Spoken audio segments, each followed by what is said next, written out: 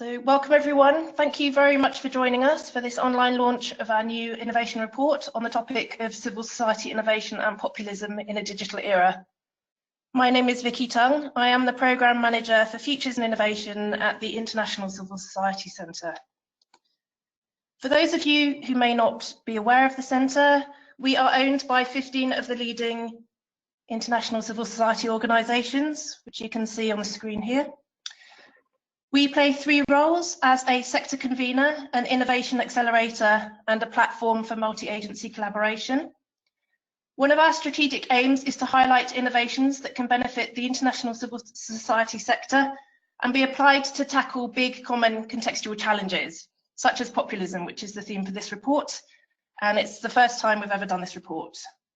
Our partner on this theme was JustLabs, which is a space for fresh thinking and innovation in the social change field, and they've been focusing a lot of their work on new narratives for human rights. Our cooperation partners for the report were CEDA and the Heinrich Böll Foundation.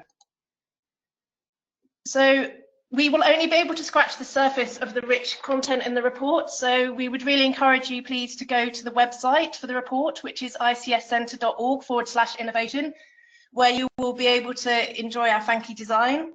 But also access the 14 case studies, two of which you will hear from today. Find out more about the definitions, which I will summarise very briefly in a minute. Our 6 overall recommendations for the sector, which have been informed by the 14 case studies, and also blogs and podcasts about the future relevant to this topic. So overall, the definition we have used for populism is having 2 elements, which we have looked at for all of the 14 case studies in the report across various countries, which are anti-elitism and anti-pluralism. And they're with 4 additional features of anti-debate, resistance to countervailing facts, rejection of intermediaries, and deployment of crisis breakdown or threat, which we have highlighted where relevant in the context of the case studies. In most, we also emphasize the role of digital media, either in the context of the challenge, i.e. populism, or as part of the solution, which is the innovation, as either a trigger, enabler, mediating factor, or barrier. We adopted general definition of innovation, which looks at an iterative learning process involving novel ideas for civil society action. But in the context of populism, we have looked at 2 dimensions. Primarily, the audience is targeted, whether we're engaging core, secondary, or brand new audiences, and the use of tools and tactics to do this, whether it's optimizing existing tactics, incrementally adapting existing approaches, or creating brand new ones for the context. And I'll show how for our 2 case studies today, how that looks like. And for each case study, we also look at the maturity stage of the innovation, whether it is experimental, emerging, or established.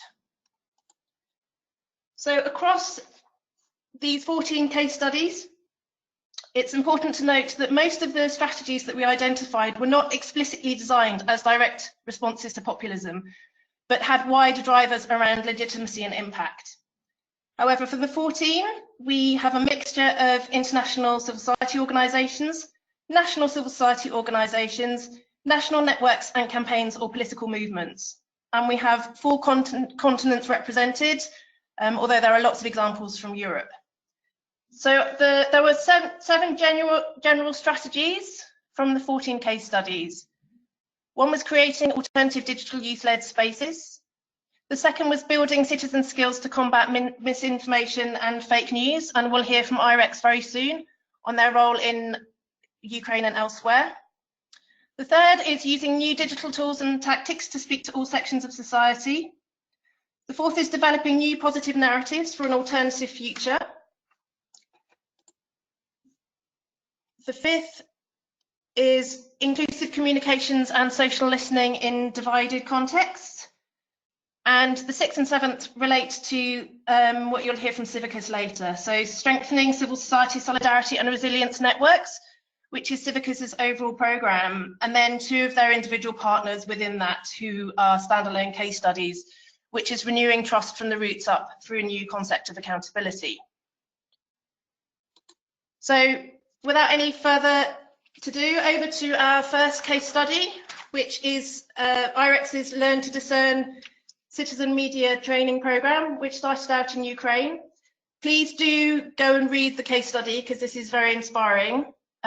We picked this because this project exhibits creative combinations of tools, tactics, and novel approaches to scale training to develop long-term changes in critical thinking skills among brand new public audiences. As a result, you'll see we've categorized it in the transformational category. It's established and it has demonstrated how it has been able to reach new audience at scale through these new tools and tactics with sustainable impact, as well as successful scaling to other contexts. And now I'm going to hand over to Mehri and Katia from IREX, who will take us through their approach. So take it away, please, Mehri and Katia.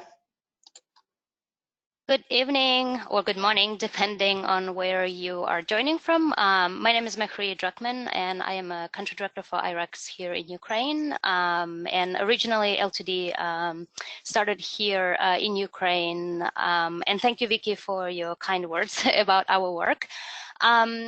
Just for the background, IREX is a nonprofit organization that builds a more just, prosperous, and inclusive world, but empowering and cultivating leaders, strengthening institutions, and extending access to quality education and information. Next slide, please.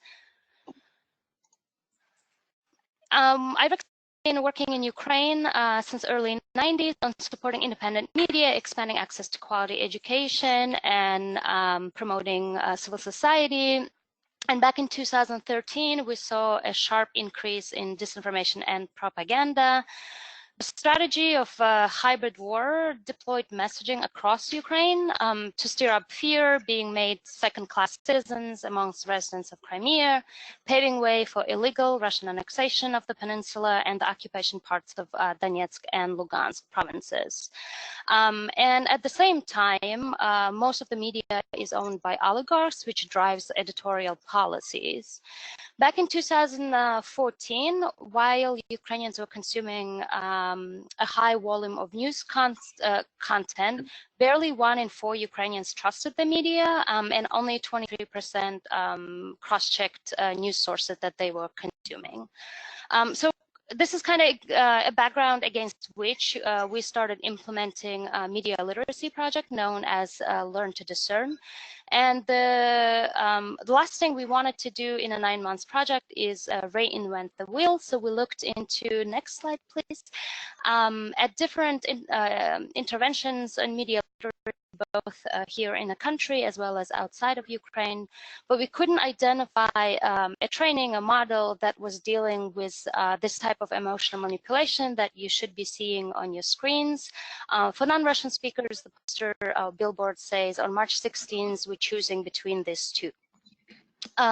And secondly, our target audience was 16 and above, and we couldn't find a curriculum or training that worked for such a broad range of audience, as the news consumption habits of an interest of a 16-year-old was very different from a 65-year-old.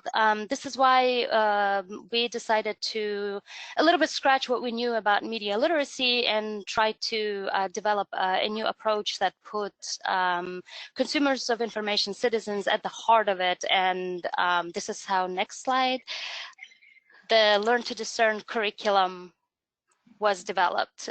We worked in partnership with the Academy of Ukrainian Press as well as Stop Fake to develop this curriculum, and the original project was funded by Canada. The Learn to Discern approach leveraged the personal social networks because there was kind of existing trust credit based on existing relationships. So by recruiting thought leaders and opinion leaders, we were able to train them and then ensure that they were able to pass the skills and knowledge to those that trusted them or their networks.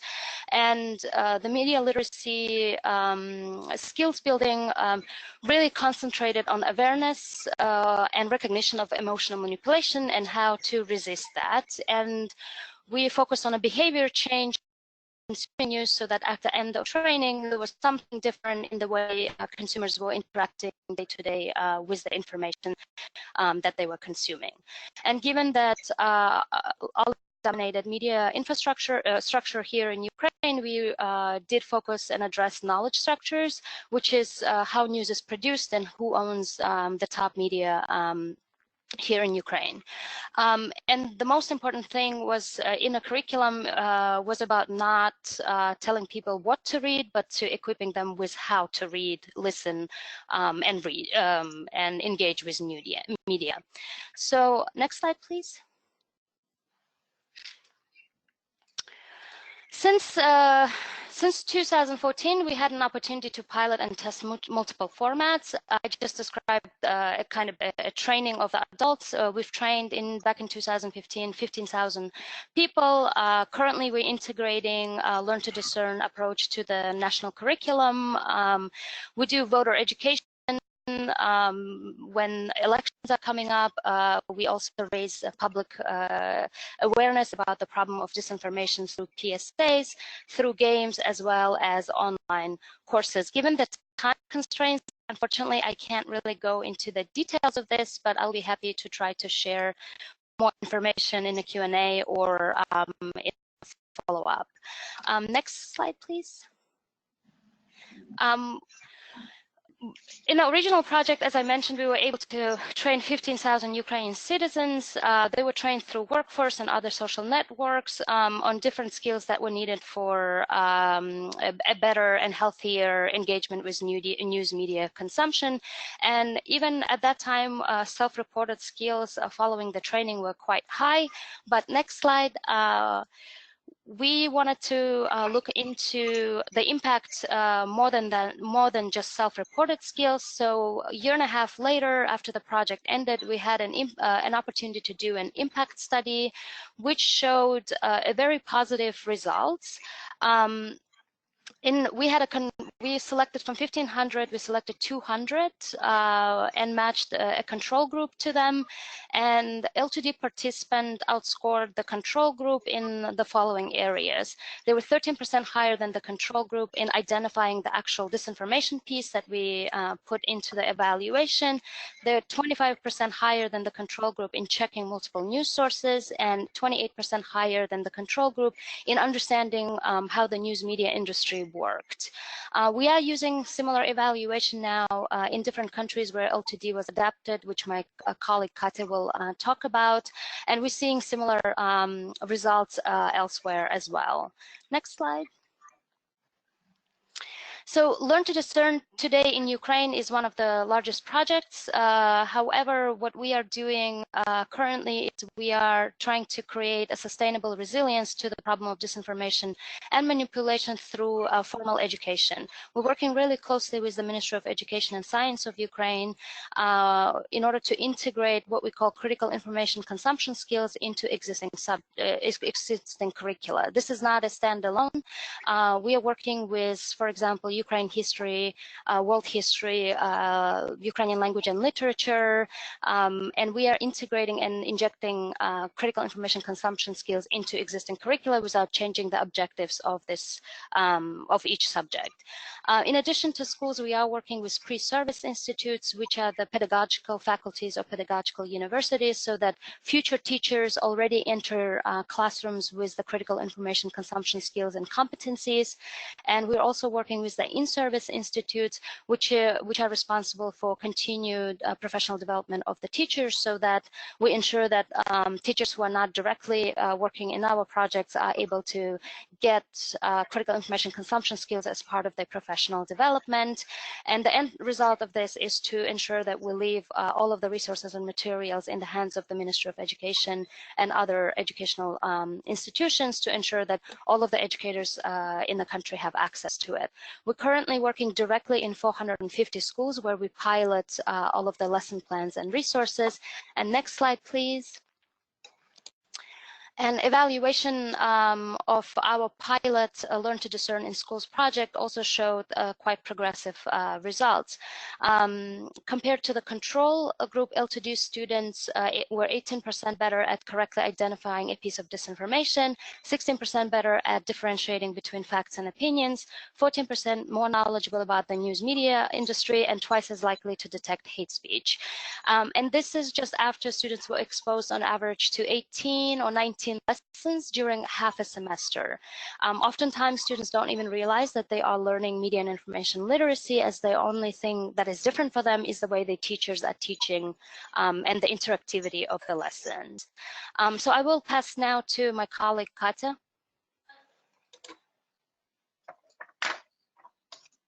Thank you, Mihri.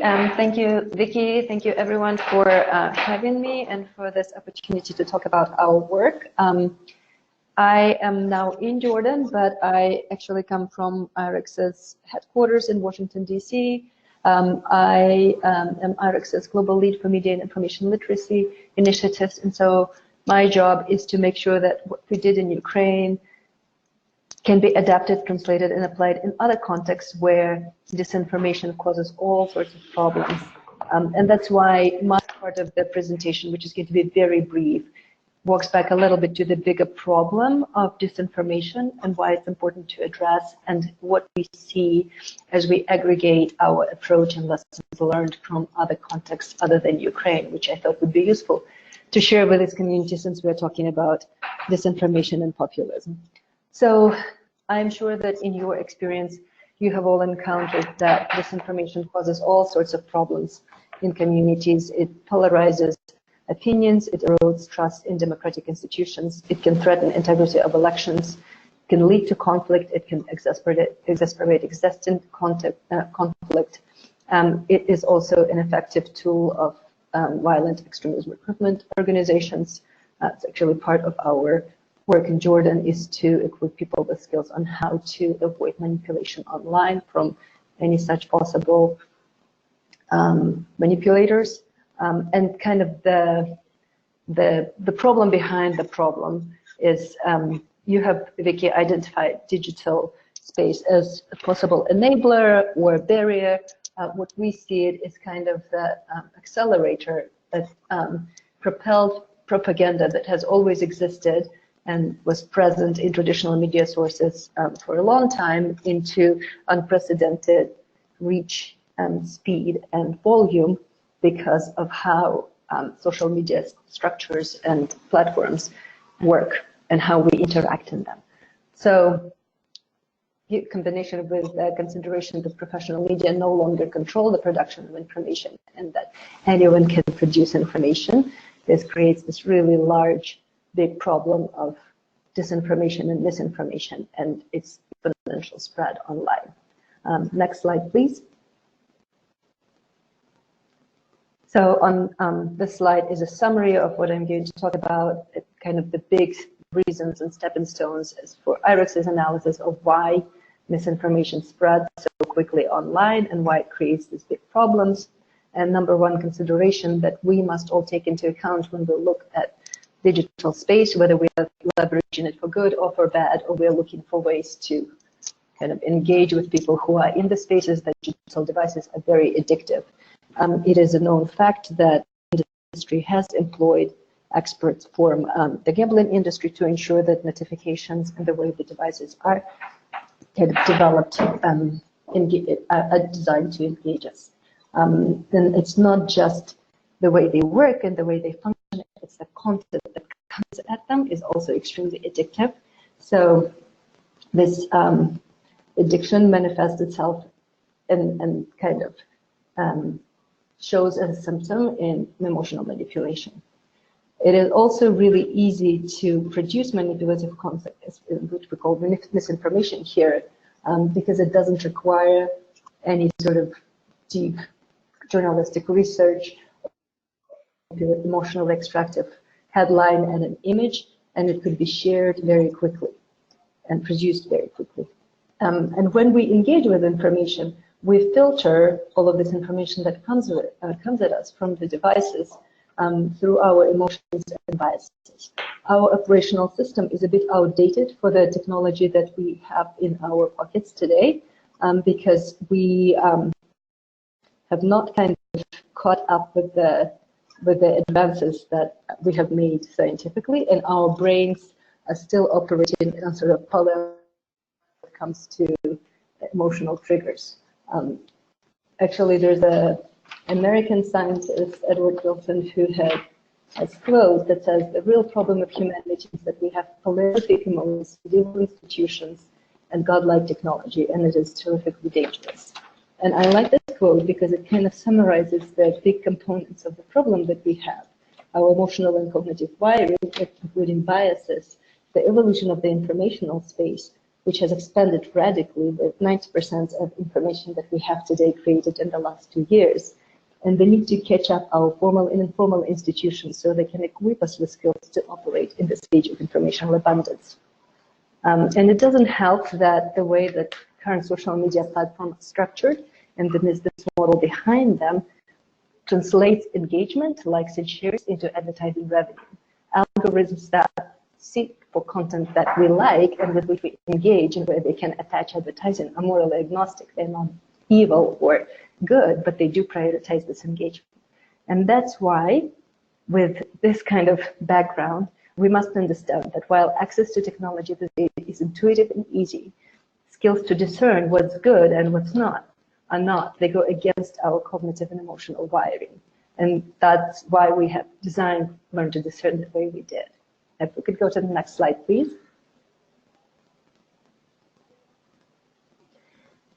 Thank you.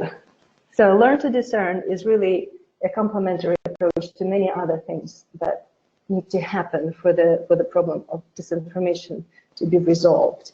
We do need to continue to support quality journalism and make sure that there is good information out there, that human rights activists, that civil society, government, that citizens could use to make their decisions. Fact-checking and retraining of the algorithms also has its values as we're trying to figure out the solution, as well as adopting new regulation.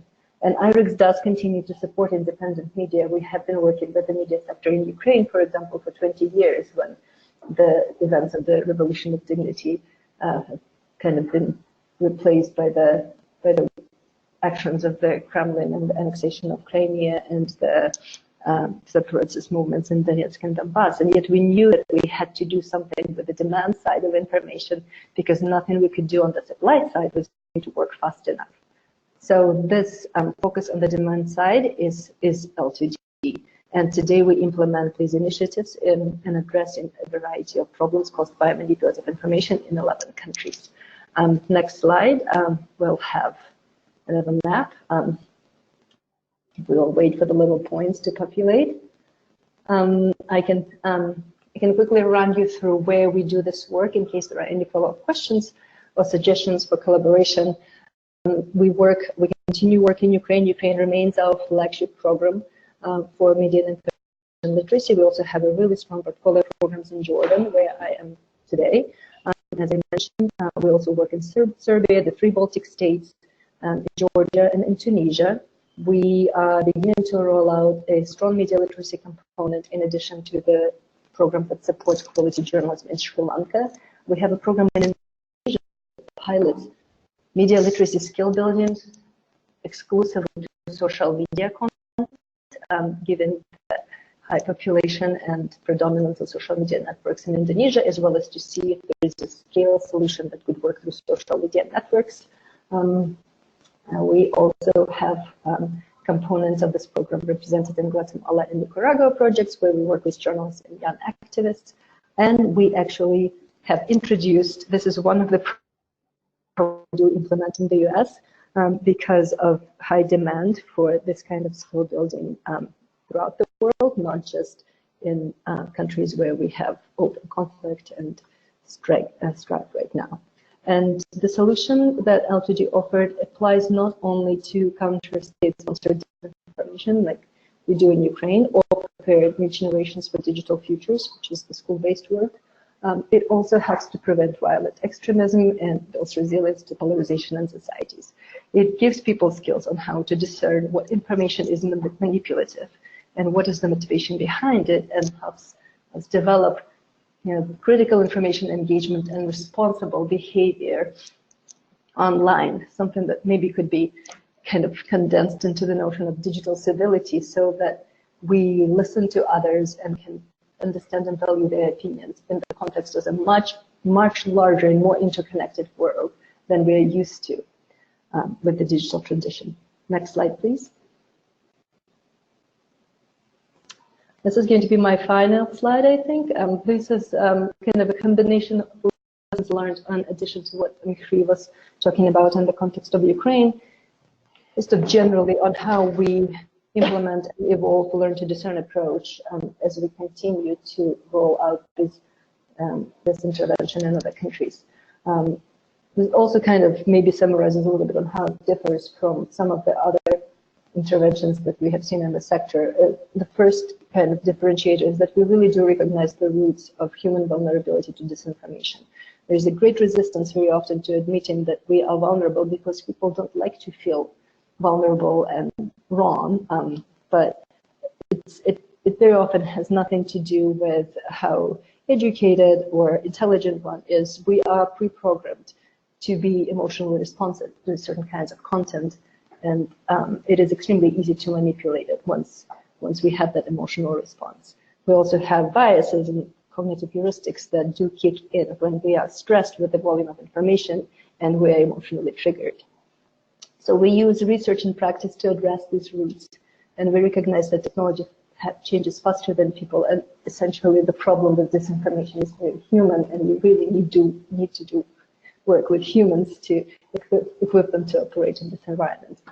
As Mikhri mentioned, we really do aim for behavior change, not just skill building, and we leverage the power of trust networks and peer learning. This is a very common lesson learned for all of our programs. None of this work is possible without trust in communities and trusted influencers and skill kind of conveyors.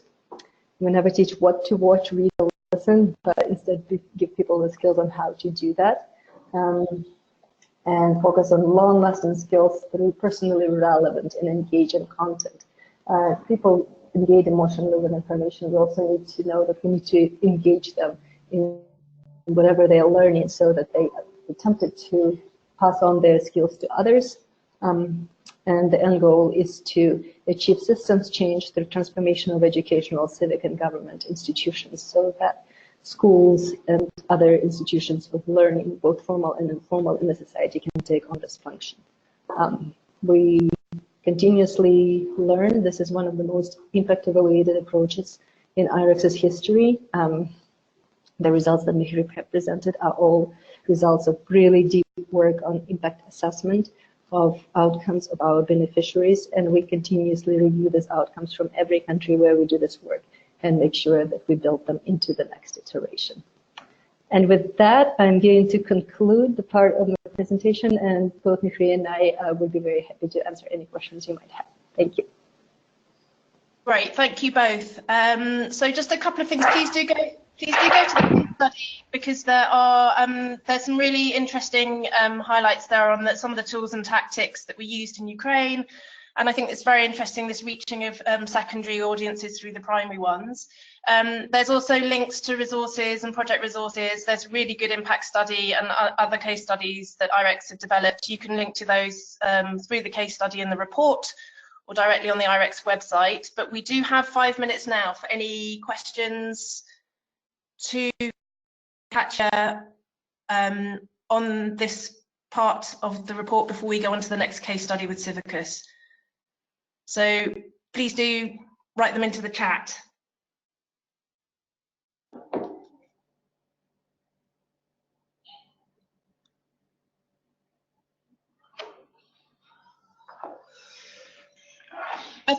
I think while we're waiting for other people to chat, I think, so in terms of,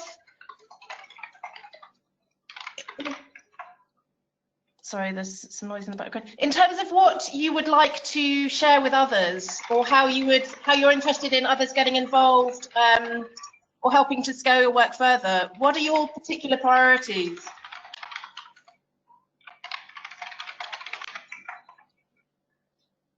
We are, this is Katya. It is a priority for us to scale the intervention to other settings and to do this work in more countries, as well as to continuously iterate what we're doing and learn from the sector. So I will welcome any ideas from the participants who want to reach out about possibilities to partner and apply Learn to Discern to other contexts, whether you're fighting the rise of populism, or if there's other problems that are caused specifically by manipulative information in your work that we could help address. I also welcome any thoughts and feedback that you have. It's always really helpful for us to hear from others on perspectives that people bring. So I think our website, the Learn to Discern page, I'm one of the contact people, so please feel free to reach out to me with any questions you might have on that, and I will either address them myself or connect you with colleagues who will have answers. Thank you. So we do have a question about whether gender dimensions and whether there were any differences in your findings and in terms of the impact of the work on women and men or boys and girls.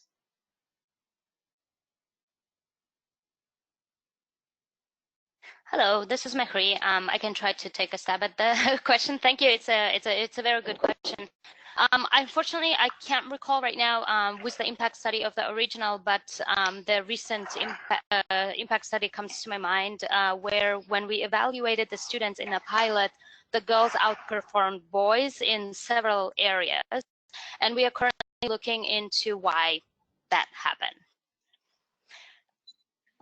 And hopefully, once we have a more comprehensive answers to that, we'll be able to also share that.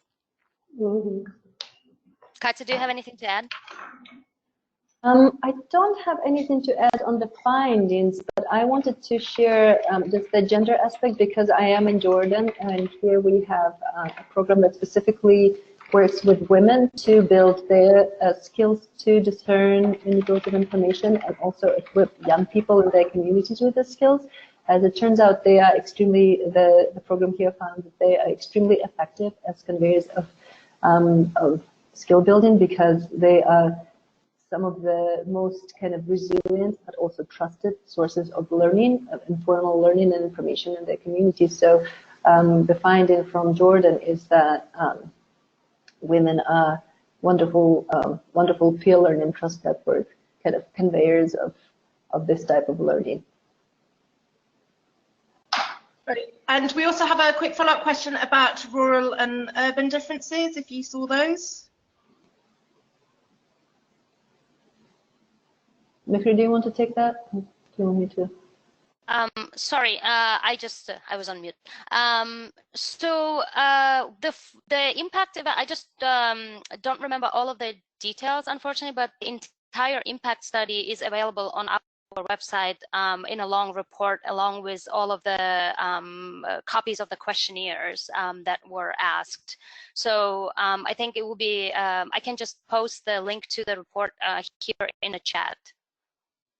Yeah, that would be good. And I think, yes, I'm just pulling that up right now, actually. So I will post it. And thank you. And we can also follow up with links to participants.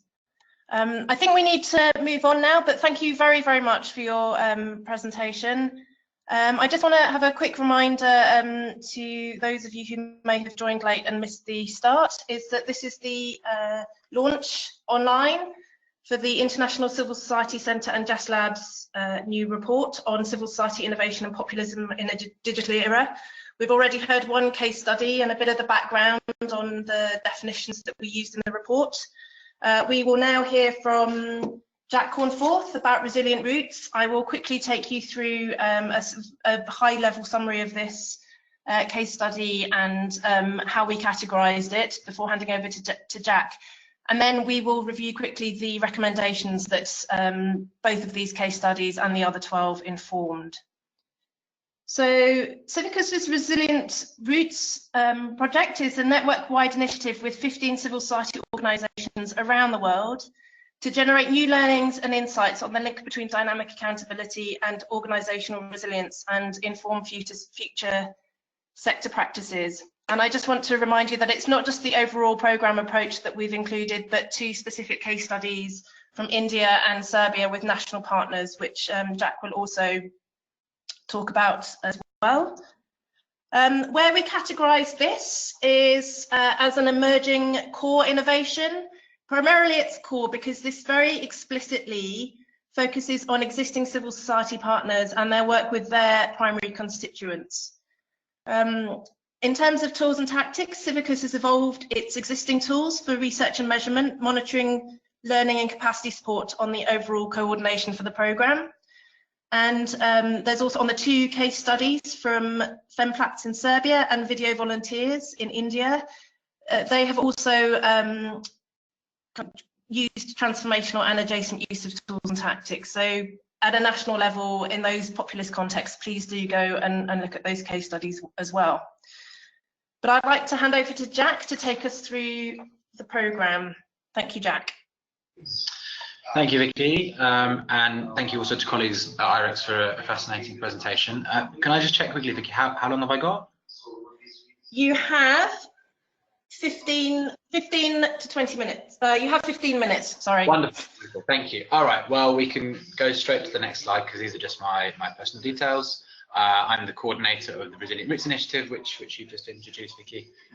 And I'm based here in the UK, although Civicus is headquartered in Johannesburg in South Africa. So who are we? We are a partnership of 4 organisations, primarily coordinated by Civicus, with a small team working on this initiative there, along with some technical partners, Keystone and Accountable Now, and a regional partner in Latin America, ICD. And Resilient Roots is a 2-year initiative funded by the Ford Foundation, which is just actually coming to a close right now. We're currently in the process of wrapping everything up and moving on to the next phase, which I'll talk about at the end. And the sort of working hypothesis which the initiative is testing is the one up on your screen now. So it's looking at whether organizations, non-governmental organizations, who are more accountable and responsive to their constituencies, the people they serve and support, are those organizations therefore more resilient against external threats? So if we could go to the next slide, please. How are we doing this? Well, we sort of have a 2-pronged approach. So as Vicky mentioned, we've been supporting 15 organizations in 15 countries go on a sort of accountability journey, shall we say, where we've supported them to develop and implement accountability projects specific to their own context to try and sort of very specifically increase how accountable they are to their constituents. And part of this is also being sort of testing how levels of accountability have been improving or not, as well as testing at the same time whether resilience has been increasing in the context of civics-based threats, which I'll come to in a second. And the idea is, which is something we're currently doing right now we've reached the end of the initiative, is testing to see whether we can see any relationship between accountability and resilience in these 15 organizations in terms of what they've done and experienced over the last year or so. But we're also doing lots of learning, of course, and capturing those learnings, packaging that in blog posts and case studies, and trying to use that information to encourage other organizations to better understand why primary constituent accountability or downward accountability or constituent voice, whatever you want to call it, why that work is so important, and try to sort of get more organizations to start doing activities which speak to that sort of accountability and increase resources going to non-profit organizations to practice accountability activities. So next slide, please. So this is just a quick map of where our organizations are. They're rather varied, from sort of smaller to larger, different focuses, different thematic issues they work on. And yes, as Vicky mentioned, there's two case studies in the report. So if we go to the next slide. Here are the two organizations. So the first one is Femplat in Serbia, which is a women's rights organization, and it focuses on mainly advocacy work and raising awareness on the rights of women and girls in the country. It's a small organization. It works with constituents who are mainly women, especially in rural communities, and the sort of context in which it exists is the civic space context, should I say, is rather obstructed. So it's sort of, if you think of civic space as having a sort of scale from completely open to completely closed, obstructed is somewhere in the middle. So there are a fair amount of restrictions on non-profit organizations and activist organizations to associate, to assemble, and to have freedom of speech. Then the second organization is Video Volunteers. They are a community-based advocacy and media organization in India. They work with correspondents at the local level who they train to produce videos on issues that matter to them, and promote those videos on their online platform to try and advocate for change. It's a bigger organization than Femplat. India's a massive country, obviously. They work in most regions, and the context in India is one civic space ranking in terms of the rankings Civicus uses that I just explained, down from Serbia. So India is repressed. And just to give you an idea of how the context is changing in both of those countries, both of the civic space rankings for these countries, in both countries, has been downgraded recently by Civicus via its Civicus Monitor initiative, which ranks each country in the entire world for its civic space. So next slide, please. So I'll only focus on a couple of things here because there's an awful lot of learnings that have come out of the initiative, and I know we've got limited time. But if we could maybe start up with, if you look at the fourth bullet point, which is looking at sort of the nature of resilience. So we chose for our initiative here to focus on resilience to civic space threats in particular. So like I said, restrictions on freedom of association, assembly, and speech. So obviously there's lots of overlap with the sorts of things populists have been doing in terms of closing civic space to get power and to hold on to it. But we of course acknowledge that there's lots of other factors involved in what makes an organization resilient or not, including sort of networks and partnerships and its resourcing, all that sort of stuff. So what we've been finding is there's no really correct or sort of hierarchical way of thinking of responses to civic space threats. We, for instance, knowing when to keep your head down as an organization, keep out of the spotlight, rather than to sort of very vocally push back and resist, can be a much more resilient response in some circumstances, for instance. So really, we found that it's been quite hard to assess what becoming more resilient actually looks like, and therefore also comparisons between our national partner organizations isn't necessarily going to be particularly useful. But we are taking deep dives into their own specific contexts and producing lots of case studies to share with everyone. Then the next big thing we've been learning is that primary constituent accountability action and activities really do work. So even if it's quite hard to say that increases in resilience will take place when an organization invests the time and resources in being more accountable to its constituents, all of the organizations that took part in the project did see multiple benefits to this work. These included things like better understanding what their constituents wanted and needed from them, which led in turn to improved programming, and also things like happier staff, where by doing these activities, these accountability activities, decision making at the organization becomes more evidence-based, becomes more democratic, and better outcomes lead from that too. So if we could go to the next slide, please.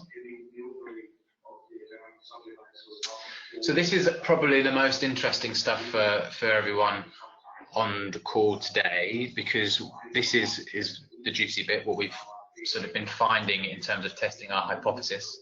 So the way we did this is we created a methodology to test the resilience of the 15 organizations at the start of the project and at the end of the project.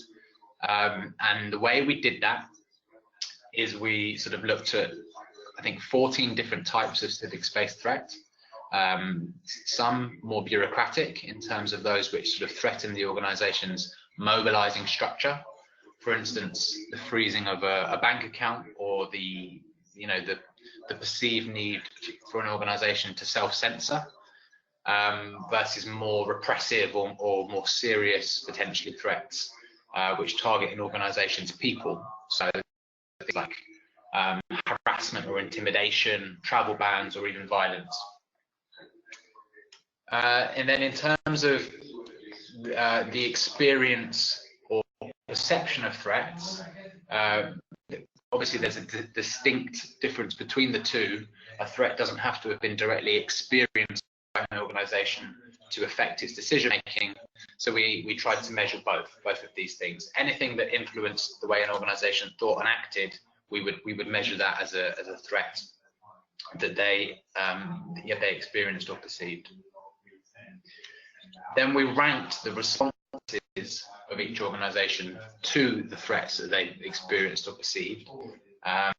So following an initial survey, we probed deeper into each threat response, categorizing it as sort of resisting, acting, where you change your approach or tactics, or even in some cases desisting, stopping working on that issue altogether because it was deemed to be too risky or too harmful.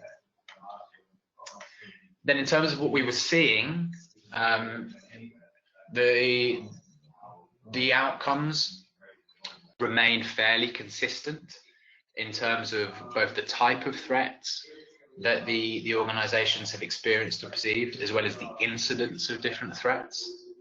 There are a few notable exceptions here. For instance, in India, the situation in Kashmir has, of course, had a massive impact on the ability of our partner there to work in that region.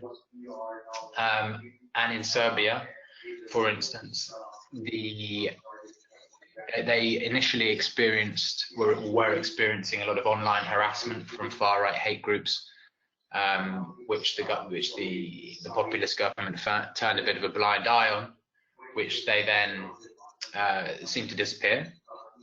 However, these online harassment came back with a vengeance very recently. So they sort of ebb and flow, but there is a consistency to most of the threats the organizations we work with experienced. In terms of how they then responded to these threats, most organizations had very deep-rooted adaptations. For instance, avoiding certain sensitive topics and remaining sort of apolitical, presenting themselves as neutral observers or sort of platforms for testimonies and voices from the community. And then even in more closed environments, we were quite surprised at how many organizations are actually pushing back. So if they had adapted to try and remain apolitical and neutral, that seemed to give organizations confidence to be able to resist and push back. In Thailand, for instance, our partner there was, on one occasion, was to turn away entry to one of their events to undercover police who showed up, who weren't on the invite list, which is, something that you wouldn't really imagine ever happening in such a closed environment. Then in terms of the accountability and resilience relationship, this is much harder for us to sort of isolate, and we've got some results coming on this very soon, more in-depth results, but a few quick things to note. So primary constituent accountability is an end in itself. Accountability initiatives have helped fill gaps, big gaps in core capacities, like improving dialogue with constituents, more effective programming, which lead to better outcomes, full stop. And the greater that this work leads to structural changes at the organisation, the bigger impact it has on organisational health and in turn their ability to sort of predict and cope with civic space shocks. But there's a big difference between more sort of informed constituents and politically active or empowered ones. We've not seen anything to suggest that constituent accountability is the main or even a sort of clear factor in determining whether a constituent would come to the defence of an organisation if it was attacked or came under threat. And there's a couple of interesting examples I could touch upon too if there's time. So Video Volunteers, again, is our partner organisation in India. They experience a bit of a paradox here because through the accountability work it's been doing, it's developing a new framework to try and democratise the organisation, both in terms of the insights and influence of middle managers and creating a new generation of local leaders, which could potentially help counter the sort of accusations of it being a foreign agent because the founder is American. However, because the founder is American and the board of the organization is international, it's able to have a US bank account and can access international funds, which is incredibly vital to its survival given the context in India.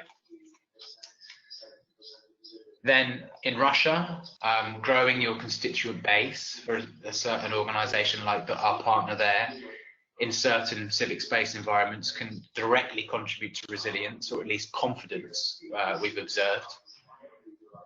The organisation then becoming more well known has meant they have more volunteers. Plus, there's a belief that the government would find it harder and thus less likely to shut them down due to their increased notoriety. So they're just some lessons. I mean, like I said, if we could go to the next slide, I'll tell you a little bit about what we've got coming up. So there's these case studies specifically looking at the accountability resilience link, which we're going to be publishing in the next month or so. And Civicus is going to keep working on accountability across the organisation, across the existing projects and teams in a much more integrated way. We're also going to keep looking at civic space, of course, through the Civicus Monitor, but also through our member strengthening strategy to help think about what other elements are important to building CSO resilience. And we're going to be doing a little bit more research and testing with the 15 Resilient Roots organisations. What are the things that have changed in their circumstances? Are they increasingly finding that accountability is helping them become more resilient? And there's other things like a global accountability community of practice, which we're helping to get off the ground. So I think that's it. Thank you. Great. Thanks, Jack. I've just, in the interest of time, I'm just going to run through the recommendations from the report quickly, and then we'll keep questions for Jack and maybe me at the end of that. But I do urge you to go and look at the case studies for the two countries, because they have particularly around the use of tools and tactics, they have very good ideas which any organisation can implement. And it also contextualises the programme a bit more in the populist contexts. So I just wanted to run through the 6 overall recommendations which emerged bottom up from these case studies. So the first is the importance of investing in citizen conversations and capacities. And that also involves investing in the capacities and skills of organisations to test and develop new narratives. It's around using modern digital methods to keep closer contacts with primary constituents like the Resilient Roots partners, creatively building citizen literacy and information skills, as you've heard from IREX, and taking the time to listen and understand social attitudes and narratives before designing advocacy strategies. The second recommendation is about reimagining partnerships and alliances, which is either reaching new audiences by forming new alliances or partnerships, including non-traditional relationships, or mobilizing traditional partners to new kinds of action. It's about evolving the kinds of support, connections, and resources you provide to your partners, including access to psychosocial support, mentoring, and connections to creative partners. And it's also about increasing the influence of your allies and championing the invisible. So talking about the innovations that people are doing who may not be able to talk about them themselves. The third is common to all our transformational case studies is rewriting the rules and finding fresh formats for everything. And this is from campaigning and communications to engaging youth audiences and recruiting supporters to delivering training at scale and diversifying organisational governance. It's around trial and error, experimentation and iteration, and really rethinking risk and reward and thinking through how perhaps we can think and move more like startups. The fourth is encouraging the enterprise that exists elsewhere, for instance, in citizen democracy and issues-based campaigns, and really building an infrastructure or highway for ideas and then broadening the base for where those new ideas, experiments and expertise can come from, especially young people. It's about embracing the informal, including ways of working in partnership. It's about deploying innovative experiential learning, as we've seen with IREX, and technology development approaches that are relevant to people's daily lives. And it's providing participants with new skills, i.e. the how, without dictating the content or the what. The fifth is building an army of love that will have your back. So this is about investing time and resources in contributing to solidarity actions and engaging with primary constituents, partners and networks, both as a risk mitigation strategy for your organisation, but also to build overall sector capacity. If people know who you are able to call and mobilise them and have them advocate for you on your behalf and mobilise their supporters to do so if you do come under attack. And also adopting extreme transparency as a default mode of communication to rebuff unfounded accusations.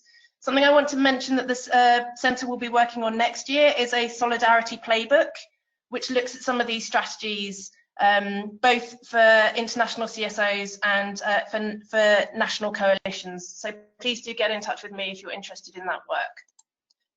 Our final recommendation was a call to experiment together with new narratives for and about civil society, experimenting with new ideas around universal values and testing new narratives for both civil society and human rights, and working together to brainstorm new tactics, cross-promote content and share results. And as part of what we want to do is about being bold and brave in bringing new life and ideas to our work and sharing them with others, and being utopian as futurists and looking forward to the future we want to see and shape, and engaging these new audiences with a holistic vision of the solutions that we're going to bring. And we would like you to get involved with that and with what we want to do on this report. So please share the report. If you think you can add to it, either a blog about the future or a case study, please let us know. We are about to launch our 2020 journey, which is going to look at the civil society innovation and urban inclusion. So if you're interested in that, please get in touch. So just a reminder that the report website for 2019 is icscentre.org/innovation report. And you can get in touch with me, Vicky Tung, via vtung@icscentre.org. And I'm happy to connect you to some of the other presenters. But please do get in touch if you find the report useful, and thank you very much to all the presenters for taking part in this presentation and online launch, and thank you for joining us.